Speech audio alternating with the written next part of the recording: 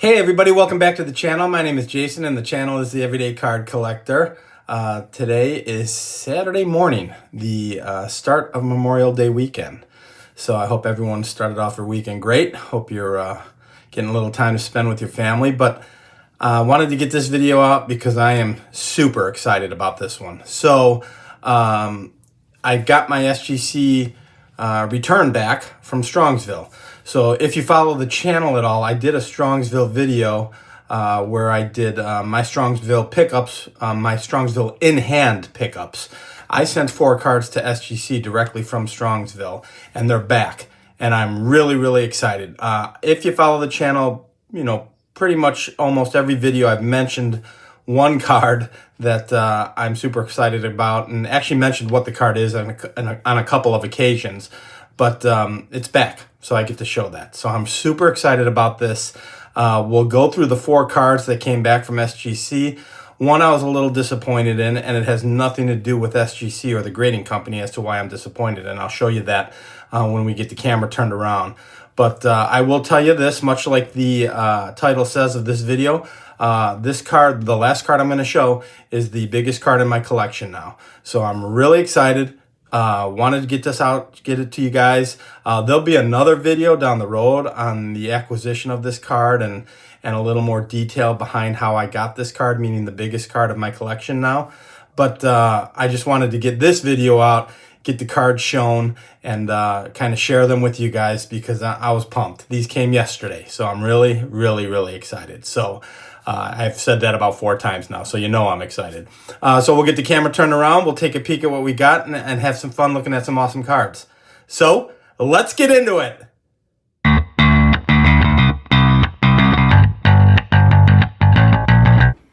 Okay guys, so as I mentioned, I sent 4 cards off to SGC while I was at Strongsville. So I did my video shortly after coming back from Strongsville of my in-hand pickups.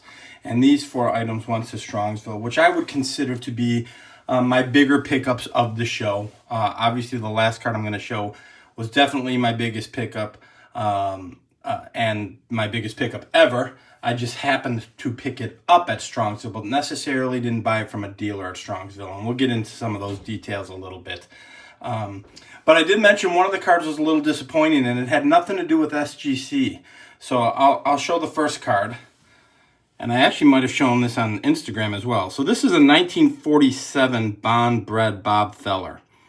For those of you who are familiar with Bond Bread, there are a lot of reprints on the Bond Breads and a lot of different types of Bond Breads, the beveled corners, the non-beveled corners, and how they designate them. Very tough to figure out what's legit and what isn't. Matter of fact, PSA and Beckett's don't even grade the Bond Breads anymore. SGC is the only company that grades them of the major 3. So I bought this card from a dealer that I do know, and it was deemed by SGC to be counterfeit. Now, that being said, I had a little bit of the knowledge of the Bond Bread set before I purchased the card.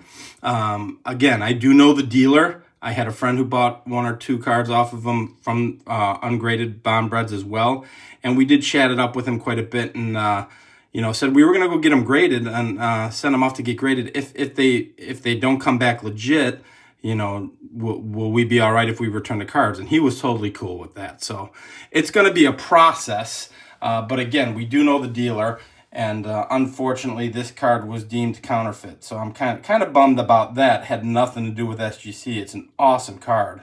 Actually, I still wanna get this particular card, but at this point in time, I'm not a Bond Bread expert, so I'm most likely going to get the a graded version of it. I was on For Collectors last week, and Dan's Vintage PC, he actually has this card, and it's a beautiful card. I like the DiMaggio in this card as well. So, but yeah, a little bummed about that. Kind of knew I was taking a risk. We kind of knew that. We were cautious about it, my friend and I. I will tell you, you know, just to keep things legit, what I paid for this, it was $40. So, you know, it's not like taking a gamble with, you know, large sums of money or anything like that. But I thought it was worth taking that risk. And if it came back clean, it was going to be fantastic. And unfortunately, it did not. But we'll deal with the dealer who we know. You know, I don't want to throw names out there right now. Once this is all said and all hashed out, I might do a video on it, but that might be a while. You know, it's probably going to be a little bit before I see the dealer, but I was bummed about that because it's a great looking card. But so that was the first card or one of the 4 that I sent. Next card has made an appearance on YouTube. It just hasn't been on my channel. You guys are probably familiar with this again if you watch me. There is my 1953 Red Man Stan Musial. Bought this off my buddy Sammy Thunder. He did a video where he found it in a binder. He was kind of flipping through stuff, and he found it in a binder just kind of sitting there all by its lonesome. And actually sent me, I think after the show or while he was in the car at the show, sent me a text saying, hey, would you be interested in this? And I said, absolutely, I would be. So I picked it up from him and paid him at Strongsville. So he bought it, you know, a couple months prior to Strongsville. So we had been talking about this card. This card has been on the channel. I think when we did a couple episodes of Cardboard and Cold Ones, he might have shown it while we were hanging out. But I finally got to pick it up from him, pay for it at Strongsville, and get it graded. And I'm really, really happy with it. I just love this. You know, with tab, it's just a beautiful looking card. So I couldn't have been happier with this. Just thrilled to have it in the collection. So that was a great pickup from my buddy Sammy. So just another indication of how you know, knowing people in the community, being a part of this community works well, and that worked out really well. So this card, the next card I'm going to show, I'm super excited about. So this is a set that I had none of in my collection. This checks the box for my White Sox Hall of Fame run that I'm doing, and it is the 1921 Oxford Confectionaries Ray Schalk. And I absolutely love this image. It's a beautiful, beautiful card. I bought this off of a dealer that most people know, Bill Chappell. I'm pretty much buy off of him every time I see him at a show. It did get an authentic, which I knew it would, and Bill actually even said to me when I was buying the card, hey, you know, it's probably going to be an A. I said, yeah, I know that, and I don't care. It's just a gorgeous, gorgeous image. He also had the Ray Schalk Cracker Jack. Now, it was a little more expensive than this card, probably double the price of what I paid for this. And that's a card I really, really wanted to add to my collection initially. But, you know, price-wise and image-wise, this card was much better. So this was a candy issue from 1921. Here's the back. It kind of shows you some of the people within that issue. There's some big names in there. Eddie Collins is a great card. Walter Johnson, you know, Trish Speaker, Babe Ruth. This was just a fantastic set. And again, I knew it was kind of trimmed up. You can see it just by looking at it. But for the price, you know, that doesn't mean a whole heck of a lot to me, guys. It's a gorgeous card, and I have it in my collection. So I was thrilled, absolutely thrilled to get this. And he had like 2 or 3 of them. So I got to pick out the best one, or the one that I liked that fit my eye the best, and this was the one that I picked. So really excited to add this one, guys. So pre-war, just not oversized. I know I've been on that oversized kick, and it's technically not oversized. So thrilled with that. So the next card that I'm going to show, this is the 4th card. This is the biggest card in my collection now, guys. I'm really pumped to have it. Those of you who follow me, those of you who've seen me on live, I gave up what the card was already. If you haven't seen it, this will be your first time. So most people who know me know what the card is going to be, but it's officially in hand, graded, and I'm pumped, absolutely pumped to have it. So it is the 1929 Kashin Babe Ruth. What a beautiful, beautiful card. I am so excited to have a Plain Days Babe Ruth in my collection.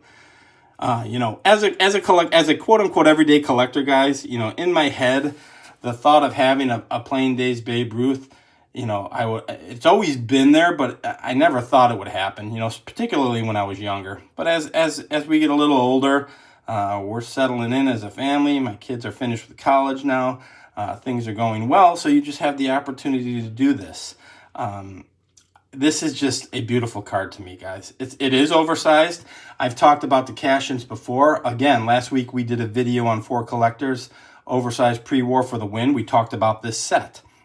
So This card, I was hoping that this card would be here by the time I did that video with Dan and Aaron, but it just didn't get here till yesterday. So backstory, I've even kind of discussed the backstory on this card, guys. Blank back, by the way.